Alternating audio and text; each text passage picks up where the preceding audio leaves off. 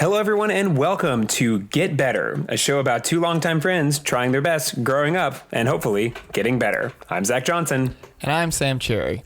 How you doing, Sam? I am doing pretty good. It's been a big week. It's been a lot going on. I'm talking and waiting for words to come into my brain for something to say. How are you? I am doing also okay. I am.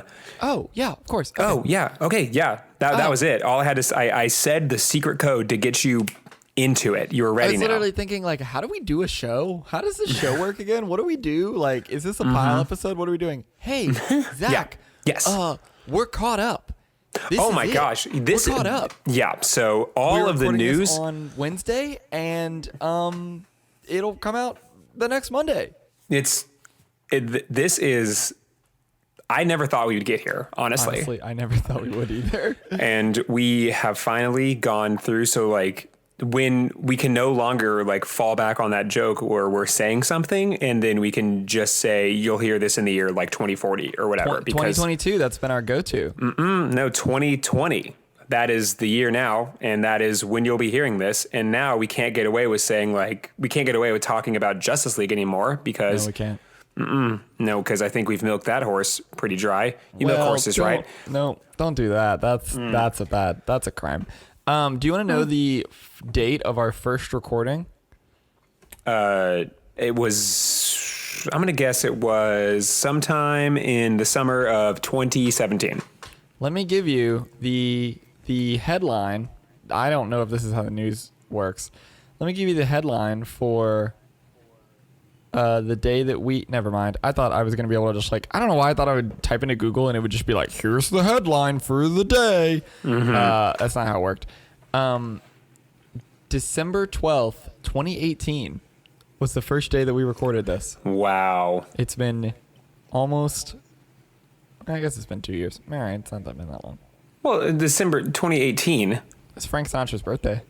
Oh, okay. Well, but So here's 2018. what's That's a little over a year ago, not 2 years ago. Here's what's gonna happen: is we're gonna finally be caught up, and then we're gonna record a terrible episode, and then we're gonna throw it away, and we're just and not, then we'll be back to the end. back to the end. That's what we're gonna do again. How have? Yeah. Oh my God, it's all a bummer. It's all about like abuse and. Oh no, the news for that day was bad. Bad day to start a podcast. Goodbye. Maybe that's when we needed the podcast the most. Yes. Internet's closed. How you been, Zach? I've been doing okay. I can talk about things that are happening in my life right now, knowing that I'll be actively getting better with the audience. That's true. So I have started doing Whole30 again. Really? The pop diet is back in my life. I think the last time I did it was a few years ago. I don't remember the exact time. It was in April of 1 month, though. Did you do the whole? Well, yeah. I did the Whole30. At one point, I ate some corn, and corn is a wheat, which I learned that day, and so. That was the most betrayed I've ever been by a food because I was talking about what I ate at Chipotle. Did you say place. Corn is a wheat? Corn is a wheat. Corn is a grain.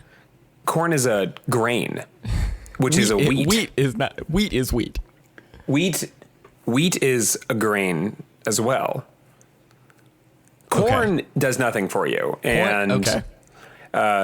but it is a gosh darn American classic. And I really thought that, corn to me was, I thought that it was riveting. I'm so excited for your take on corn. I just thought that I thought that it would be, it would give as much to me as I was giving to it. I placed it on my meals. I put it into my Thanksgiving dinners year in and year out. And then turns out it had it wasn't there for me. And I really thought that I was getting a lot out of this relationship and I wasn't. Is that selfish? Maybe not. I think I just had to cut toxic people and toxic vegetables and toxic grains out of my life. And toxic wheat. Yeah. Toxic wheat out of my life. Anywho, why did you decide to start doing it again? Start doing the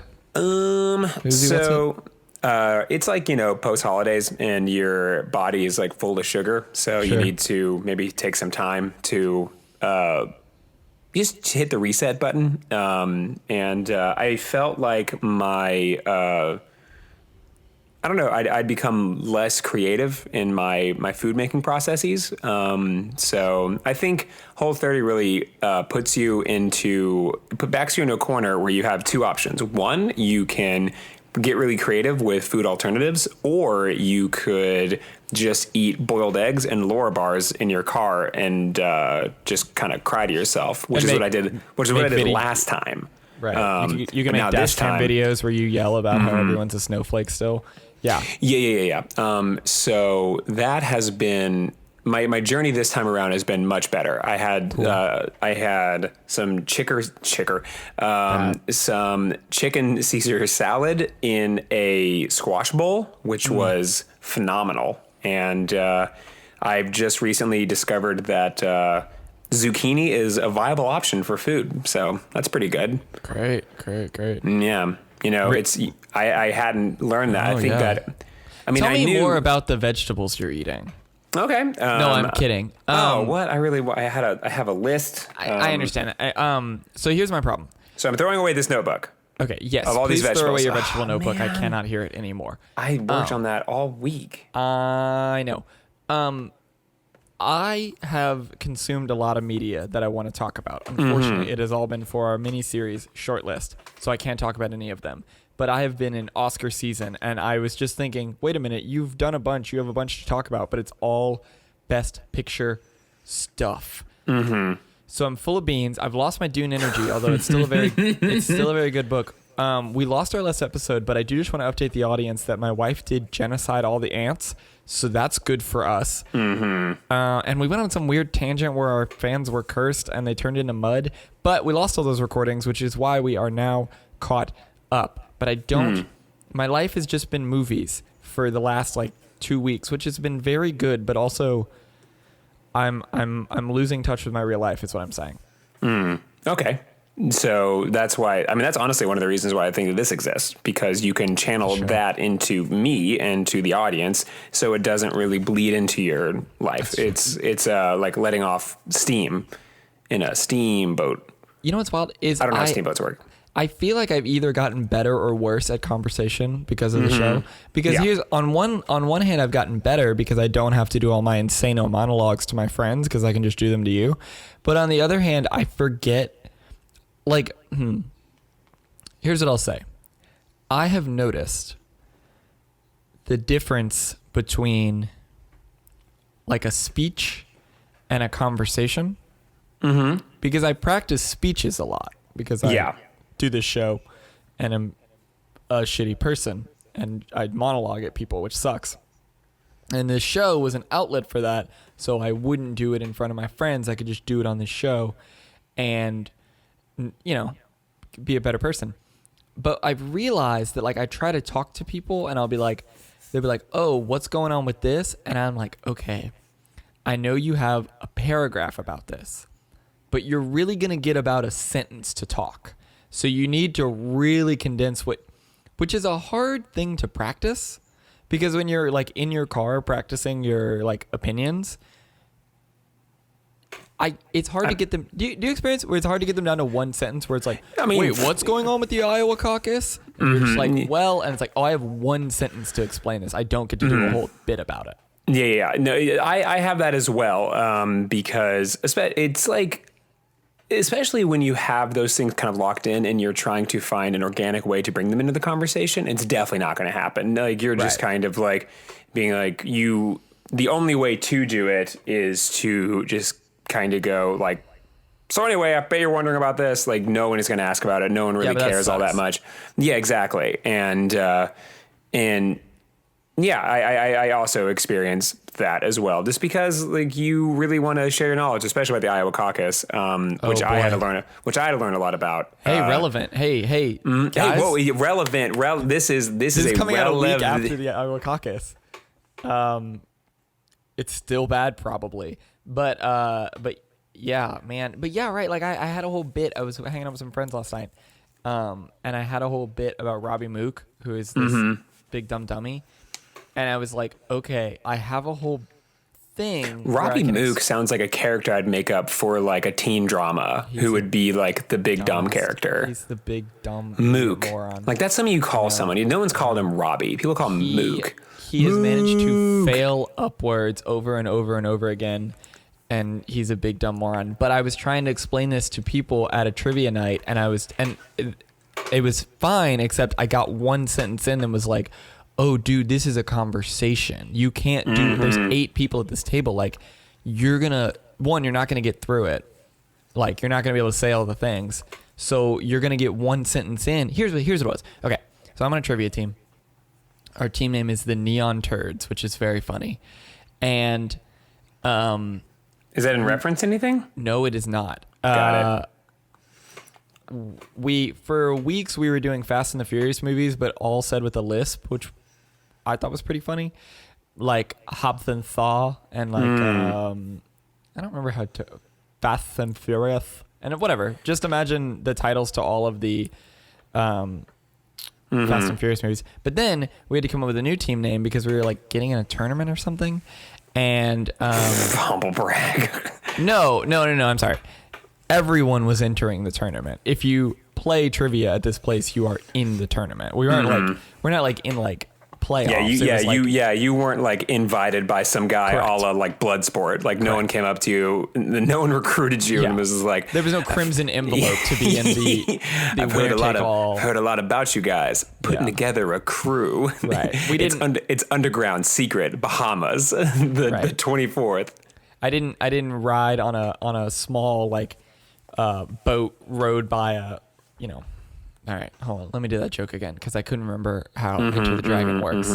I didn't ride on a small boat to a secret island where I had to fight to the death in a trivia contest with lots of other trivia teams around the world. Yeah. Speaking, does anyone know anything about Bloodsport? I feel like I want to talk about Bloodsport all the time. No, I don't know Bloodsport, but I can't. Dang it. Can I finish this very silly story?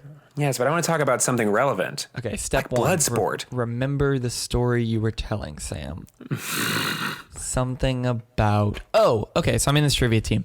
And I got a question about the Mexican Revolution. So here's what I was trying to say, and you will see the flaw as I'm explaining this. Oh, yeah, I actually was listening to a podcast about political revolutions. One sentence, which is about as far as I got, because then other people talked because they're other adult people and I'm not allowed to just monologue in front of 8 people every day. Yeah. Because that would be rude. But I had this whole thing where I was like, oh, but then I stopped listening to it because another podcast by the same guy called The History of Rome seemed more interesting. And the punchline is, and I thought that would be more helpful for trivia. And so everyone kind of looked at you and was like, so what's the answer? And No. Oh, No, I never got to that far. I literally got to like, I was listening to a podcast about revolutions. They're like, oh, that's cool for you. Anyway, my day was like, and I was sitting there thinking like, Sam, why would you tell a 5-sentence story? There Yeah. are 8 people at this table. You're not going to get through a 5-sentence story. And so that's been something I've been dealing with, like talking to people. And I think what's good about the show is it keeps me from giving big long monologues about Robbie Mook. No, yeah, well, that's and that. I think it's interesting because I think you and I do have that about us. Where recently I have, I think it's just because of my new relationship. I have been, it's going well. I I have been asked a lot about how my day is, and I'm just like, fine, but what did I think about today? That's the real question. And the answer is Bloodsport. The movie Bloodsport. Yeah, and it was just like the question is like, so how was your day? Like, what did you do? Like, what did you accomplish? Da da da da da. And I'm just like, what? Nothing. I was thinking about Bloodsport all day. Do you want to talk about Bloodsport? And it's like, not even a little bit. Do I want to talk about that? And it's like, oh man, I really thought, because the whole day was kind of leading up to that. Like, and I didn't really do anything other than that. So You didn't do anything except talk about Bloodsport. Would you like to talk about Bloodsport now? I don't know anything about the movie. All I want to say is that this movie starring, basically all you need to know is that it's this movie starring Jean-Claude Van Damme, and it is based on the life of this guy named, hold on, and you can edit this out while I'm just looking this up, so I can just really seem like I just knew it when I did not. You know that I'm not going to cut any of this, right? Absolutely not. I know that. Obviously. So yeah, I should really should go. Okay. So all I need to know is that Bloodsport is a movie starring Jean-Claude Van Damme, and it is based on the life of this guy named Frank Dux, and it just follows this guy's amazing stories, and then turns out he lied about all of them. This dude came like it was found Is that out in later. the movie? No, Oh. the movie treats it as 100% serious, and then it came out later that he lied about his entire life, and everything he ever did was like that he just made it up when he was in college, and then he moved to Los Angeles and started telling all these like grandiose stories, and people believed him, and then he had a movie made about him, and so this is really funny. This guy got away with it, and there's this whole movie that's like based on this dude's lie, and it's about this underground fighting tournament that Jean-Claude Van Damme has to fight into, that this guy had people believing that he went to an underground fighting tournament in Jamaica where he had to fight the world's best fighters that are it's invite only, and you can't tell anyone about it. So And, Enter the Dragon. Yeah, it's basically this. Yeah, this He's guy doing Enter the Dragon. This guy said that he lived Enter the Dragon, and but yeah, so the dude just said that, and then everyone believed him, and then they made a movie about it, and then it came out as it was like false. I'd like to believe that it was just a very awkward party, and he was just like, okay, hey, buddy, make a good impression. And they're like, oh, hey, man, so what do you do? One time I fought Kareem Abdul-Jabbar in a jumpsuit in the top of a high tower and they're like, oh, really? Tell me more about it. Well, so I had to go to this island, and then he just told the entire plot of that Bruce Lee movie that I don't remember the name of. Yeah. God, I gotta look stuff up before I tell jokes, huh?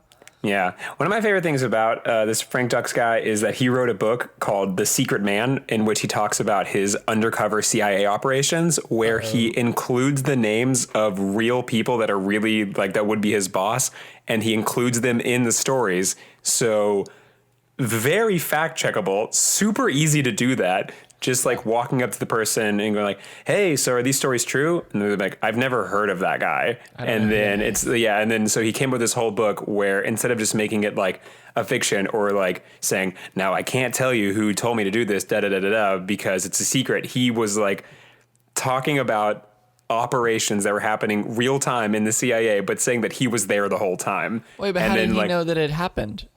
Is this Bloodsport guy? This is Bloodsport guy. And I know, but I think it's like the equivalent of saying like, oh, SEAL Team 6, I was there. Like that. So they weren't actively ongoing. He didn't have like insider information. No. Like, He came out with the book. It'd be the equivalent if I came out with the book now and was talking about like, oh yeah, like I was totally there for that operation. Desert Storm, I was there. And it's like the grown up version of he's got a girlfriend, but she goes to a different school. But the different school is killing Osama bin Laden. Yeah. So he if he came out with the book today, it would have been that. And people were like, a lot of the people that he referenced were like, absolutely not, that did not happen. And then he just kept saying, it's like, oh, they're trying, like my information is so top secret. They don't want they want to discredit me. So they're saying that I wasn't there, which is a really cool way of doubling down in like a type of like, I'm saying confidence. It's clearly like some sort of like mental illness. Psychosis, yeah. But it's like, in order to do that, it's like, and to write a book and come out and like knowing that things in there, or maybe not, just coming out with a book and being like, and it's all going to work out from here. Like no. It's like the Firefest guy or like Theranos. It's just like, all right, let's just see how it goes. And you know what? Then he made Bloodsport, and then he probably got a bunch of royalties off of it, right? We're just like, okay, well, yeah, I'm set for life because I just like confidently walked into this room and it's like, hi, I'm Nikola Tesla. And they're all like, I'm pretty sure you're not. And I'm like, I'm pretty sure I am. Like, I mean, I don't know, man. He's been saying for like 3.5 hours he's Nikola Tesla. Like, that's true because like, I don't know what Tesla looks like. It might be him. Yeah, that's true because he didn't go to jail. Like nothing. Nothing happened where he, had to like and you're going to prison for lying. He just like kind of got away with it. And so, I mean, not a bad way to be, I guess, if you really don't care. Sure. Yeah, so that's all I want to talk about with Bloodsport, and that's really it. Okay, that's your whole thing about Bloodsport. I just really think he really was as you said, he was the Fire Festival guy like years before. He was just this so cool. Like super amazing, or this con man who is just, I think, addicted to lying, because the same thing with the Firefest guy. He's just addicted to lying, and just get caught up with him, or he went to jail. But this guy just got away with it. He did commit lots and lots and lots of fraud. So Yeah. on camera, man, what a cool guy. What's his name? Billy something. Billie Eilish. I keep Billy hearing that name. McGuire. Billy. So. Billy D. Williams. Billy D. Williams. So I watched a lot of movies today, but I just remembered that a group of the movies I watched were not on shortlist. So you know how I'm kind of a dumb guy? Mm-hmm. So a frequent guest on the show, Andrew, texted me and said, hey, do you want to go see the short action films? And I was like, cool. I want to watch a bunch of Short action films. short action films. So it turns out it was the live action shorts is what he was talking about. And so I thought I was walking into the second half of John Wick, but I was actually just walking into the first half of John Wick over and over and over again. Yeah. And it was a big bummer.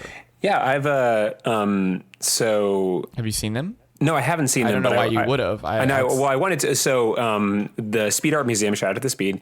They show the short films going up to the Oscar season, and I've heard that how to skate in a war zone if you're a girl is really great. That is not one of the short films that. Is it not? Not on the short list this year. I mean, there's only 5 of them, and I saw them. How to Skate. What's the name of the movie? How to skate in a war zone if you're a girl. Do you know Learning skating? learning to skate in a war zone if you're a girl. What's happening? I did not see that movie. Okay. Well, I don't know. It's about these girls learning how to skateboard in Kabul, and apparently it's really, really good. It's also crazy sad. Okay. The ones I saw was one about a. Well, let me. Give me 2 seconds. Okay. Vamp. Also, now I'm looking at IO caucus results, so I'm a little distracted. But 92% reporting. All right, hold on. Short list. Oh, God. Short action films. Best live action short films. I got it. I have to keep talking because this is an audio medium. I mean, can we just cut this out? Is this not? No, never. We can't. There's nothing. The people will have to listen to us searching for the short films. Yeah, I don't know. I edit the show. I don't know why I couldn't. Oh wow, there's a lot more than what we saw. They showed 5 of them, and I thought those were like the 5. We saw Saria, The Neighbor's Window, A Sister, the Nefta Football Club, and Brotherhood. But none of those are learning to skate in a war zone. Huh, weird. Not one of the movies. Anyway, I thought I saw all of them, but there are a lot more. Maybe those were just the nominees, and this is a short list. I'm going to get off my phone now. They were very good. They were also very sad. But they weren't like Black Mirror sad, because the things that were sad about them were like real and honest, and I felt like it was like somehow not as hurtful as something that is made like Andrew was explaining to me the plot of Skin, which won last time. Are you aware of this movie? I am aware. It seems horrifying, and I don't know why something that's made up and didn't happen is like more upsetting than something that's like real. You know what I mean? Yeah. Like it feels like stories that are real are like, well, yeah, but that needs to be told because we need to know it. Whereas the other one feels gratuitous. I don't know. It is weird because I'm looking at the plot of Skin, and it really does feel. I'm going to see what the Oscar winners are of the short films the last few years, because Last year was Skin. Yeah. I think that a lot of these are, sad. They're not like fun, which is kind of it goes directly against kind of what the rest of the Oscars is about. Like you'll give. Let me see. Hold on. Wait, do you think the rest of the Oscars are about fun movies? I mean, kind of in the way of like the movies that get nominated are traditionally pretty safe, and the ones that win are also pretty safe. So safe. I don't think that's true. Well, say for example, you have last year's winner being Green Book, which is a kind of a revisionist history of racial relationships in the Deep South during like that segregation era, as I said. And you also have Spike Lee's Do the Right Thing losing out to Driving Miss Daisy. And that's fair. And you have a lot of films that just seem really feel good. I think the one that gets the most press, I think, is either The Driving Miss Daisy versus Do the Right Thing, and or Shakespeare in Love beating out Saving Private Ryan. And Goodfellas. Right? And like, and a year. lot of these times, these movies, and there's like a lot of movies that weren't even like nominated because they are like too bananas off the wall. I think one that gets press recently is Sorry to Bother You, which is a very adventurous, very weird, and like deeply honest movie that the Oscars was like, that's a little too weird for us. Sorry, friends.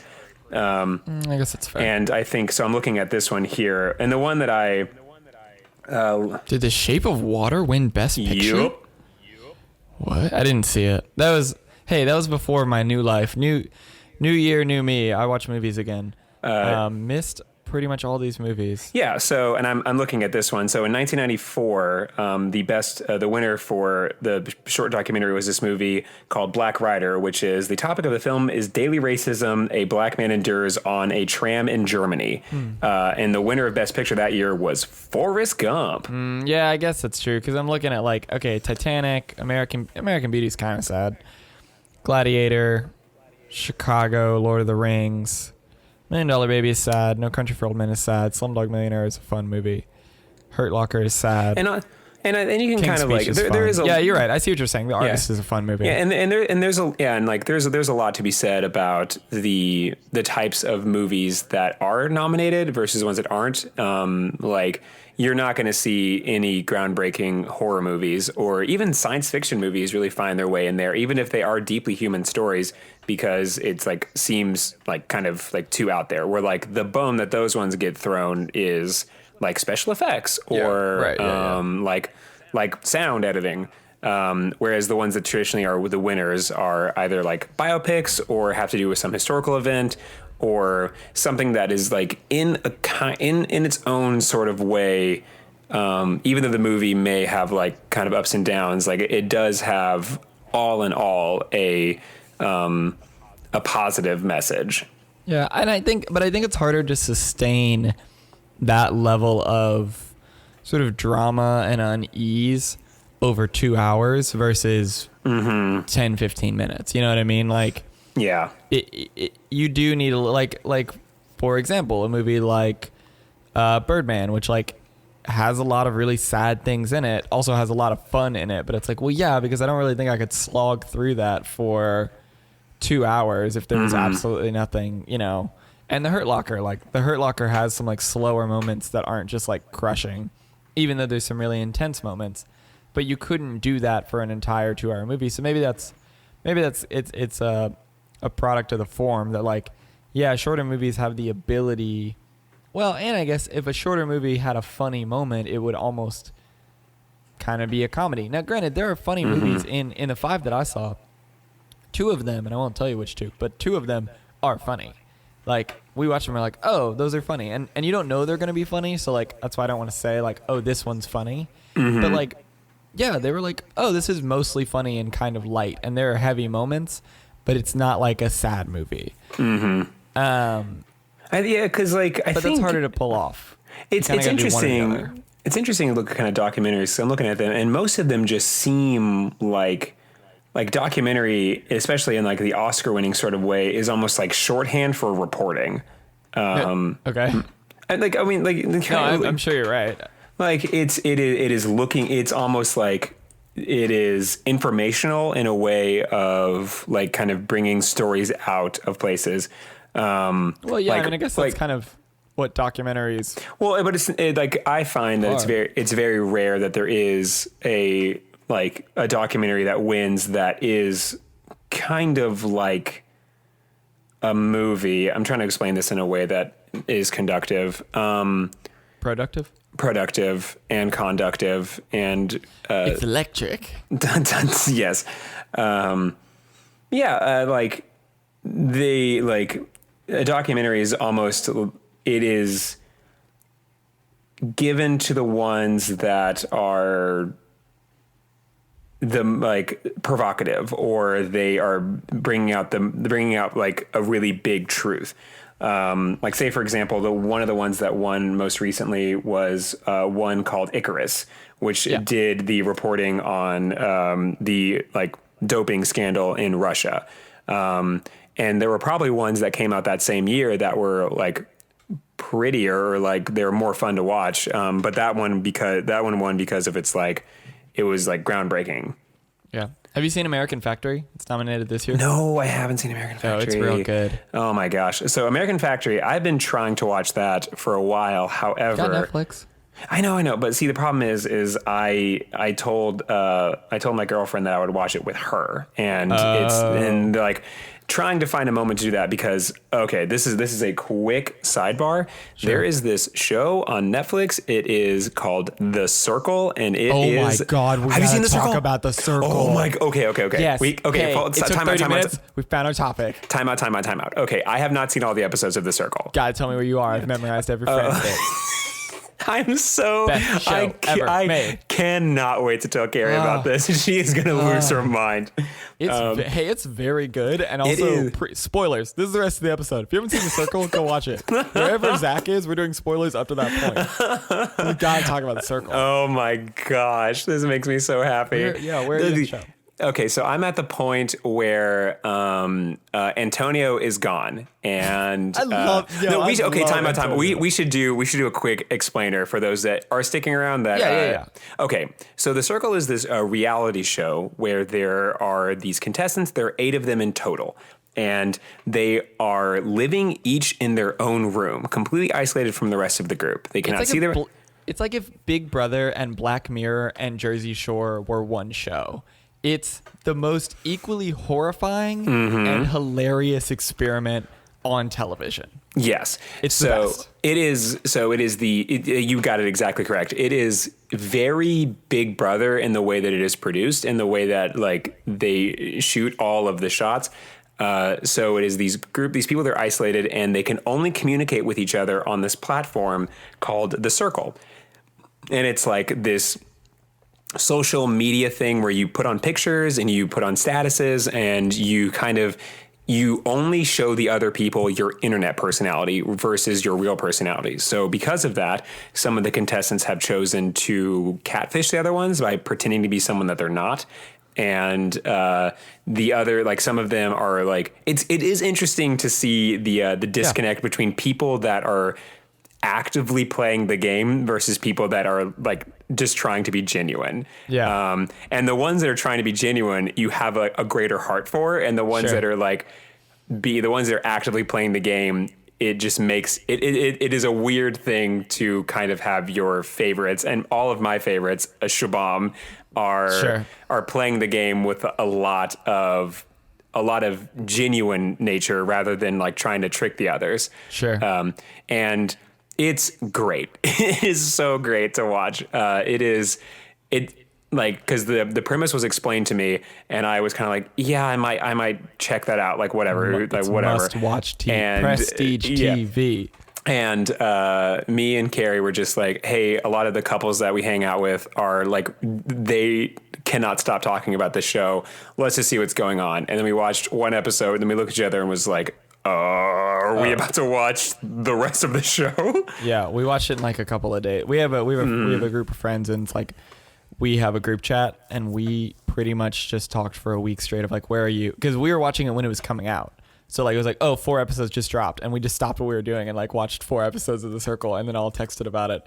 It's beautiful. Here's why I love Antonio, because he's so bad at The Circle. Yeah. Hilariously bad at the game, and absolutely the most confident. He only talked to people who are catfished, and every time he'd be like, man, I got him right where I want him.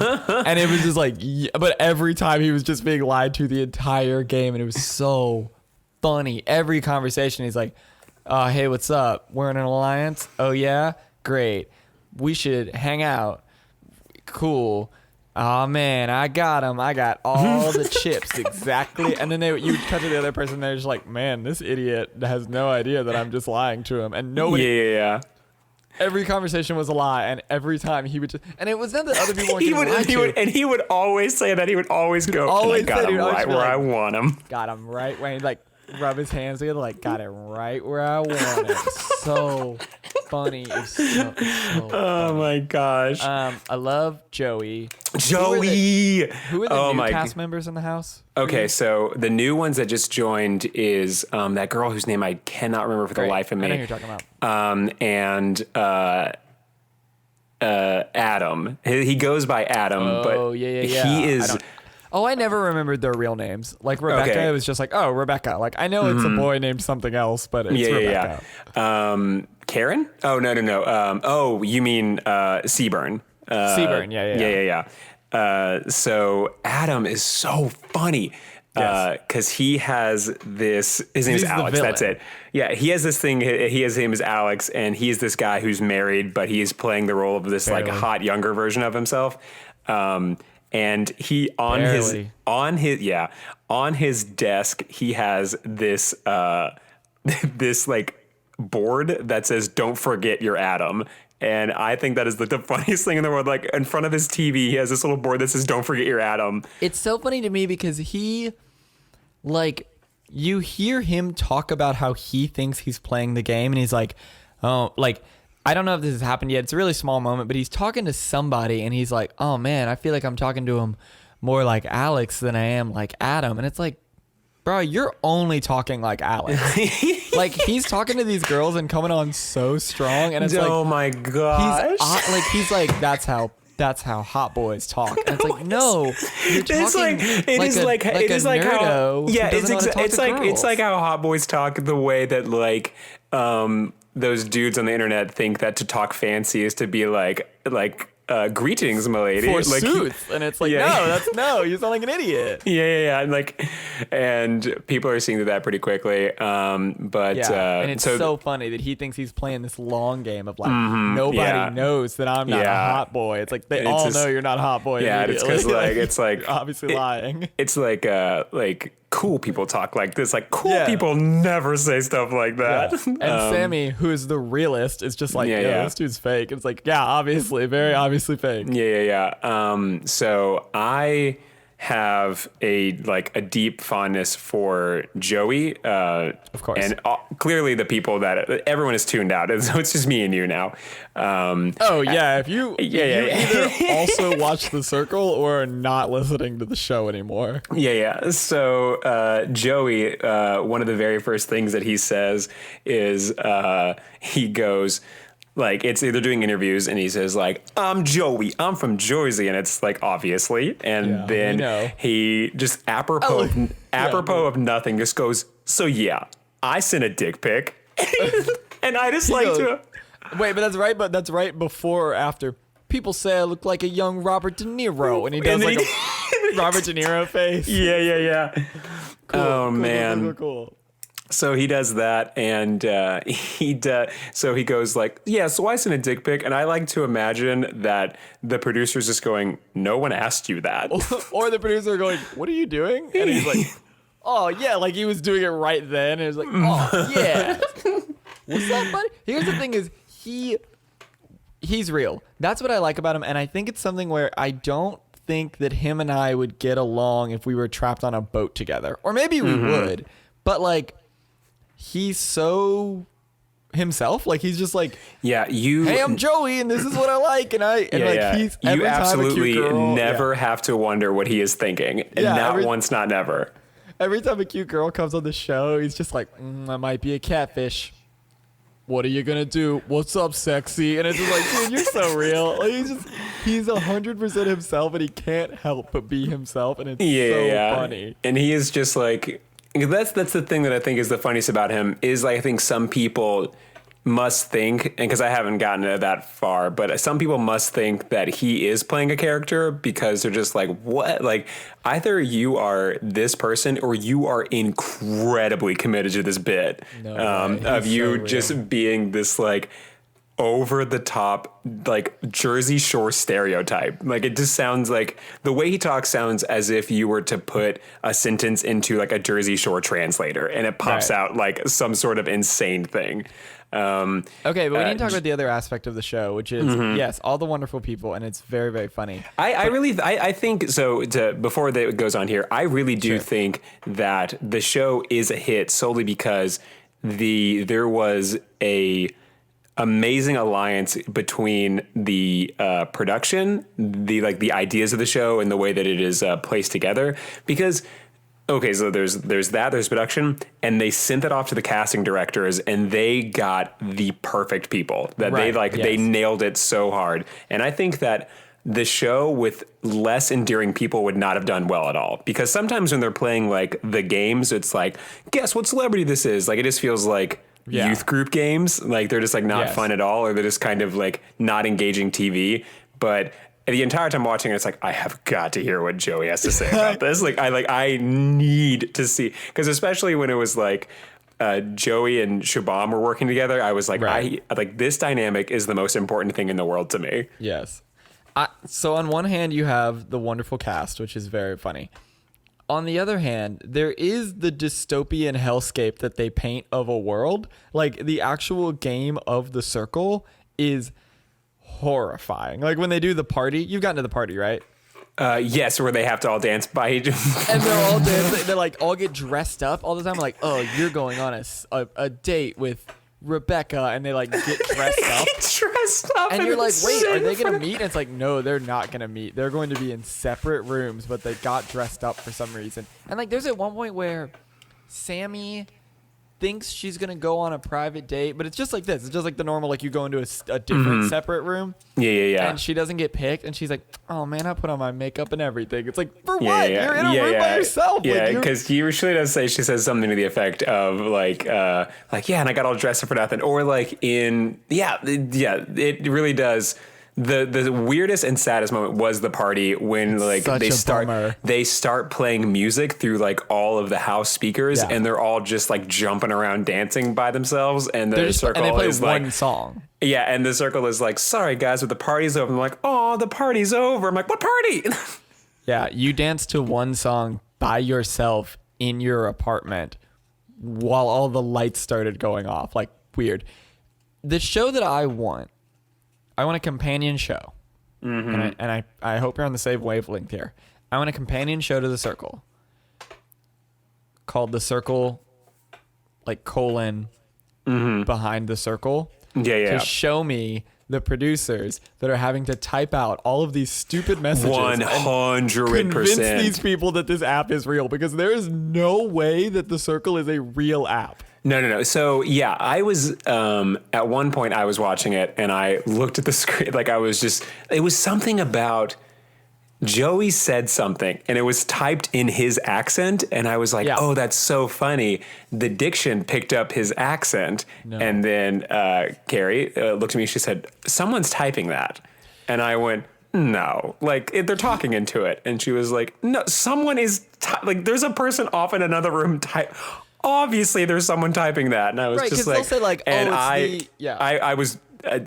hated how dumb I was in that moment, because I was like, I bet there is a group of people typing this frantically, because they're just like, pick like the explodey head emoji, and then it like comes up. They're like, give me the kissy face. No, the other kissy face. And that's not like, a computer can't do that. Like, that's not a computer doing that. Like, it's just some guy who's like, okay, other kid. Or they'll be like, give me the picture on the right. No, give me the picture that makes my butt look good, and like a picture will come up. It's like, that's not how I use a computer every day. We all use computers. We know that's not how computers work. And there's dude just sitting at a computer just typing like yas, like how many A's are in yas. I think it's this. I don't know. Yeah. Joey keeps trying to open up Miranda's profile. I don't know what to tell him. Yeah, when Joey goes, what up? Yeah, it's awesome. It's so. Oh, yeah, and I just, because there are need people to know that- the behind the scenes, because they're all convinced. They all think like this is a real app and this is actually like, because they're just like, oh wow, what a cool feature. It's like there's no. I feel like if I was on the Circle, it would go crazy as soon as it was like, wait, the other contestants are never gonna see me. It's like, oh, I would like some string and some tax, and I'm gonna make a crazy board, and I'm going to test the limits of this program, and also, you know what I mean? Like, Yeah, just yeah, yeah. it was like, oh, I can do whatever I want. Like, oh, great, I'm just gonna sit here and play with this app all day and see what I can get it to do. Well, yeah, one of my favorite things is on the side of the screen, there clearly are some right. options hanging out. And Yeah. like one of the options is dice. And I keep pointing to it. I'm like, I wonder if like, because it must be like there is a kind of insanity you have to enter into when you go into that game, because Right. you're not really allowed, and also they're not really allowed to do anything except read books with no covers and also right. like do a puzzle. Miranda's got that puzzle. Got to see how that puzzle turns out. Yeah. There's a puzzle, and Joey makes messages for himself on the refrigerator using those little boards, or using those little magnet letters. Shoebomb's got ping pong. Shoebomb's got ping pong. They are constantly cooking for themselves. Antonio had that little basketball that he would just like chuck in there like constantly. But yeah, it was mostly just like reading, puzzle, or nothing. And so I saw the side of the thing, and I saw a little dice, and I was like, I wonder if they can be like, Circle, open up games, and then like Right. play a game, like Play Snake. Turn right. turn right. Left. Right. Yeah. Yeah. There is no controller. There's no Right, no talk to it's text. all- Yeah. I don't know if we've said that. If you haven't seen the show, which, hey. Why are you still here? Thanks for listening. No, hey, you're real. Thanks for listening. There's no keyboard. It's all voice activated. They just talk into the air and make this person on the other side of the screen pretend to be a computer. So whatever ridiculous thing they say, if they're like, hey, Circle, anything they say, the computer has to just like, oh, I don't know, figure it out. But it's not at all clear, like, what are the possibilities of, what are they allowed to do? Like, what are all the because there's like 8 menu options and they only ever do 2 of them. Yeah.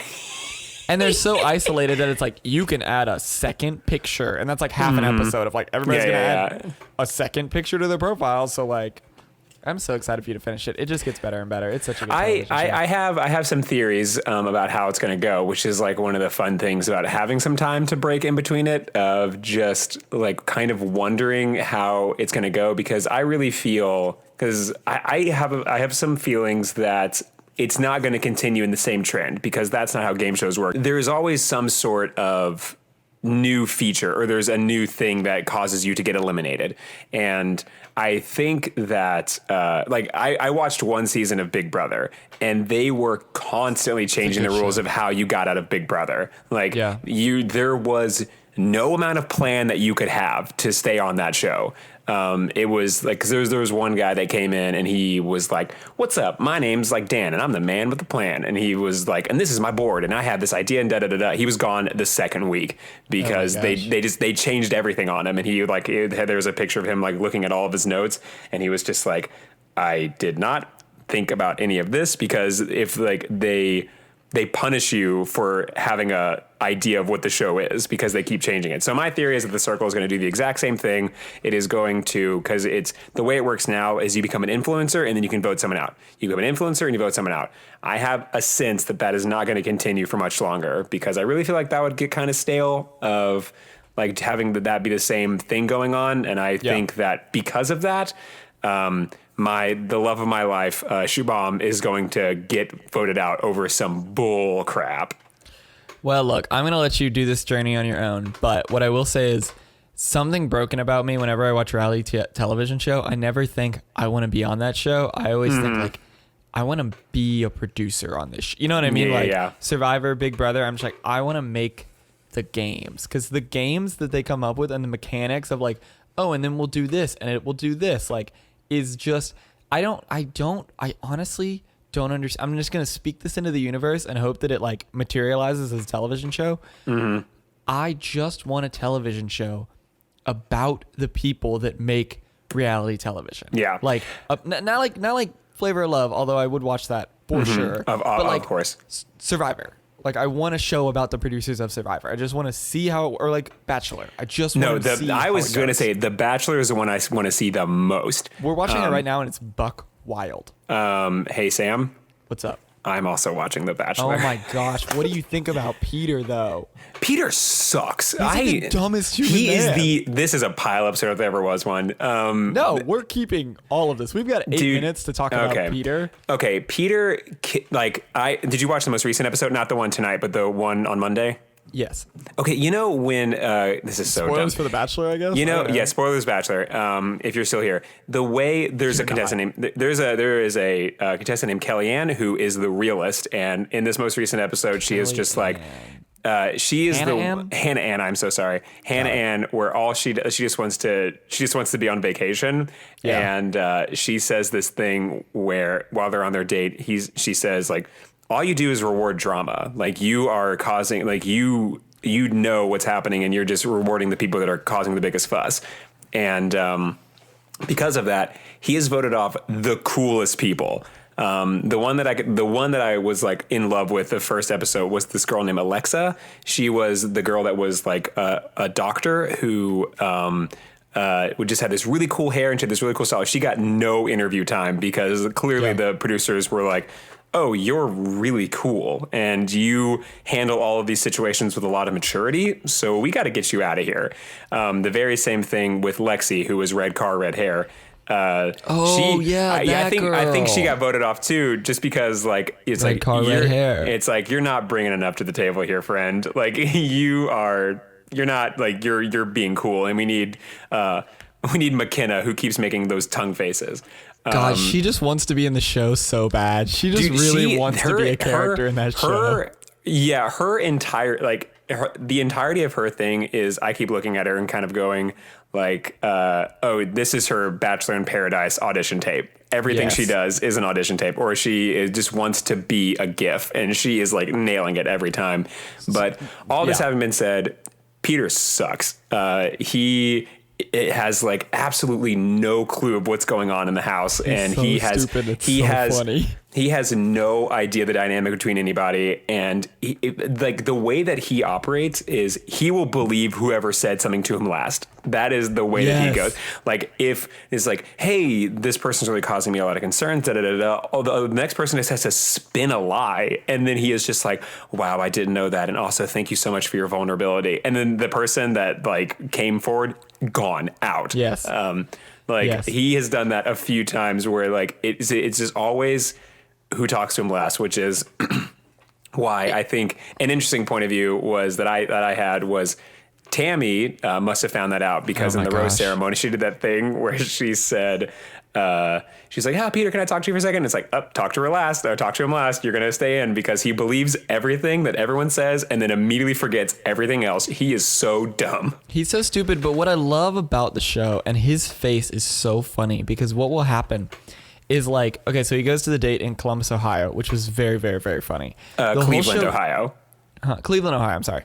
The whole show is so funny because that date in Cleveland is what he thinks your whole life should be. Like, he walks around just like, oh yeah, oh man, I deserve everything and it's so great. And like, he's like, oh, everybody's cheering and there's a band playing and he's dancing with this girl. He's just like, yay. And then he gets back to the house and they're all like, every episode they're like, we're all mad and we all hate you and you're in trouble. And he's like, oh gosh. I love what did I do? And he's just like, you just see.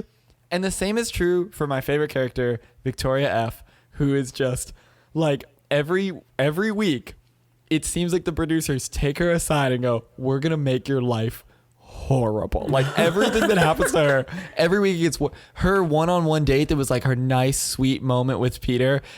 She was like, oh, I hope we don't jump out of an airplane because I'm scared of heights. So then they put her in an airplane and then they take her to an amusement park where she got rained on the entire day and then had to pretend to play basketball with Peter, who can't throw a basketball at all. And then they're like, oh, and we're going to do a country concert. Literally, I could not describe my personal hell more than this. Then they get her up on stage to a dance with Peter, which is terrible. And on one side, you have a crowd of 600 girls with their phones, gotta be 2 feet from them. They're on a stage dancing together, and there's 600 girls with a wall of phones. And on the other side is her ex-boyfriend, the country singer that they hired to sing love songs to the two of them. Love songs that I refuse to believe at least one of them isn't about literally her, right? Where it's like, kissing in the back of a truck. And it's like, that's you. Like, he probably wrote that while you were dating. Like, that's a song about you specifically. And stupid Peter, after the show, is like, oh, hey, what's up, man? How you doing? Yeah, I had a great time. Oh, you ought to meet my girlfirend. Her name's Victoria. She's great. And he just, like, has and then, no concept of any of this. And then they do that, and then they do that date thing where he's like, he was, my boyfriend was the singer. Him? Yes. The guy on stage? Yes. The country singer? Yep. I'm so and then confused. she keeps talking. He goes, wait, what? Him? And she's like, yep. Like, same guys, same conversation. We didn't leave and walk away and come back. We're still in the same conversation. My friends, the producers, said that it was going to be a fun day. I don't understand. Why isn't this all going well? And again, Chris Harrison lied to me. It's not like I'm not trying to do like a fake woke thing about like privilege. I'm just saying the way he carries himself is that he has this stupid look on his face when things are going well and when he's doing the dates, and it's like this very choreographed, like they bring in a band and a crowd to cheer for him.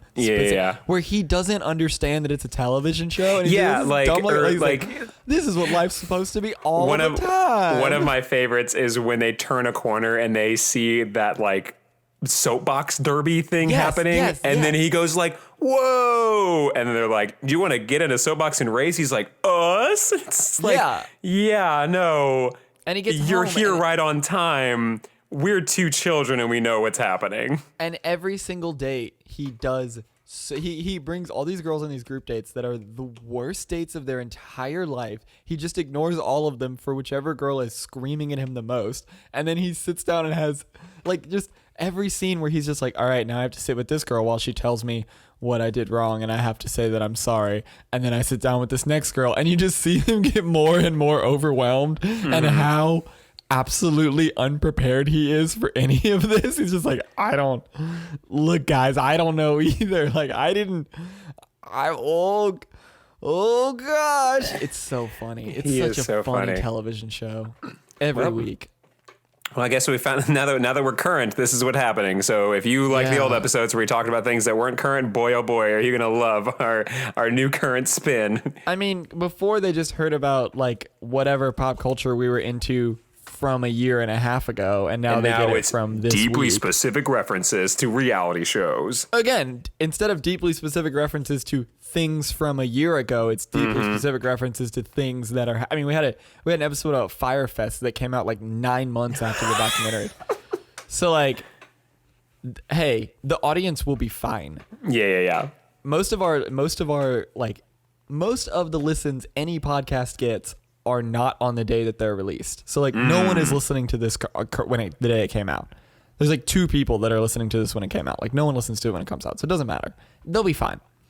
Anyway, I'm glad we could talk about Bachelor. We can circle back about Bachelor and The Circle next week, I guess. We've got shortlist already. Now we can do the reality check. We'll have a second other show called Reality Check where we check in with all of our favorite reality shows. That would be so funny. I don't think we're going to do a show of that, but maybe that is our new segment, Reality Check. Yeah. Oh my gosh. That's what this show. We need segments. We need to break into things and then have that's another process of getting better is having segments and then having little like or whatever that leads into them. Okay. You make the tunes and I'll make the very dumb segments. Yeah. All right. Well, see you bye forever. See you bye forever.